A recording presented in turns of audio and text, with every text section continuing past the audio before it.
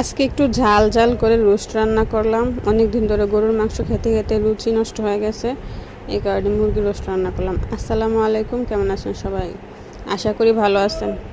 মুরগির রোস্ট রান্না করার জন্য মাংসগুলো আগে আমি ভেজে নিয়েছি। মুরগির মাংসগুলো এখানে আমি পেঁয়াজ ভাজতে দিয়ে দিয়েছি কড়াইয়ের মধ্যে।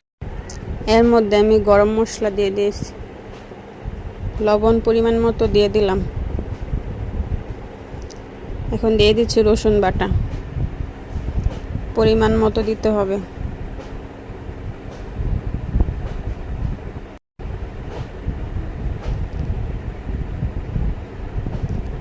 এখন দিয়ে দিলাম আদা বাটা। আদা বাটা রসুন বাটা দেওয়ার পর এগুলোকে একটু বেশি করে ভাজতে হবে। এগুলোকে আগে ভেজে নিলে গন্ধ থাকে না। এখন দিয়ে দিলাম জিরার গুঁড়া, ধনিয়ার গুঁড়া,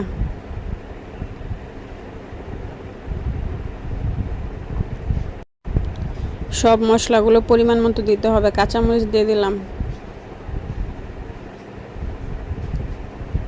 এখানে আমি মরিচের গুঁড়া অল্প একটু দিব, আর হলুদের গুঁড়াটা দিব না, স্কিপ করবো। আমি 1 চামচ পরিমাণ মরিচের গুঁড়া দিলাম। এখানে দিয়ে দিলাম অল্প একটু রোস্টের মশলা।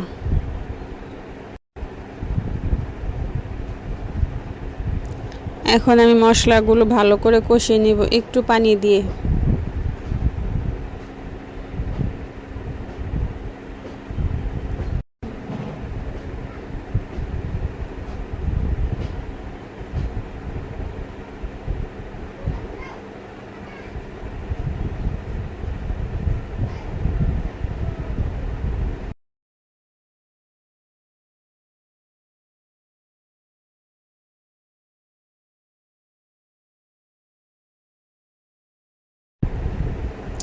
মশলাটা কষানো হয়ে গেছে। এখন আমি এর মধ্যে মাংসগুলো দিয়ে দিব।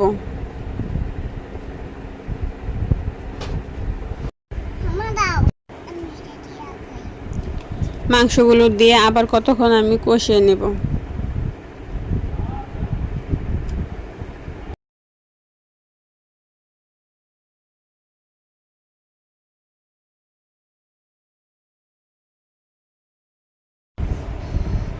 এদিকে আরও রান্না হচ্ছে, মাছ রান্না হচ্ছে, আর গরুর গোশত রান্না হচ্ছে।